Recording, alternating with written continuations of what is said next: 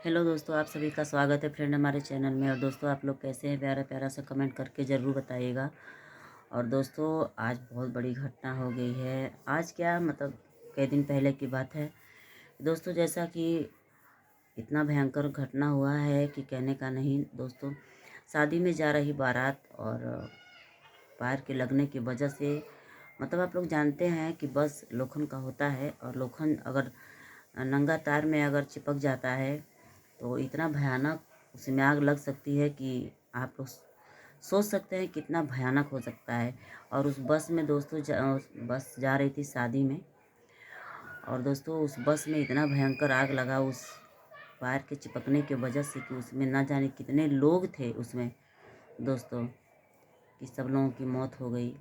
और बहुत ही मतलब उस घटना को देख कर दोस्तों बहुत काफ़ी एकदम कलेजा दहल जा रहा है कि समय कोई नहीं जान रहा है कि कब समय किसी के साथ क्या कर सकता है।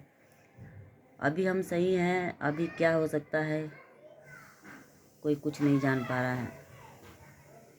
तो दोस्तों, आप लोग भगवान से मनाइए कि जितने लोग अभी ज़िंदा हैं उनका जीवन तो कम से कम सही सलामत रहे। आगे का ज़िंदगी कौन देखा है, भगवान जानते हैं कि हम लोग के लाइफ में आगे क्या होने वाला है। बट भगवान से हम लोग विनती प्रार्थना कर सकते हैं कि भगवान हम लोग के लाइफ में आगे भी अच्छा करना, और आप जो करते हैं अच्छा करते हैं।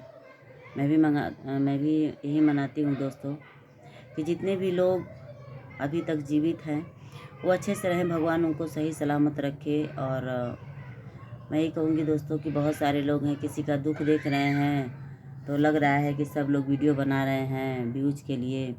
ठीक है, वो तो बात की बात है, मगर अपना हम ज़बान क्यों ख़राब करेंगे। लोग अपना व्यूज़ बनाने के लिए और अच्छा बनने के लिए लोग किसी के बारे में कुछ भी बोल दे रहे हैं। ये चीज़ नहीं समझ में आ रहा है, क्या ज़रूरत है किसी को कुछ कहने से। अगर हम किसी का भलाई नहीं कर सकते दोस्तों तो किसी का बुराई भी करने का हमें अधिकार नहीं है।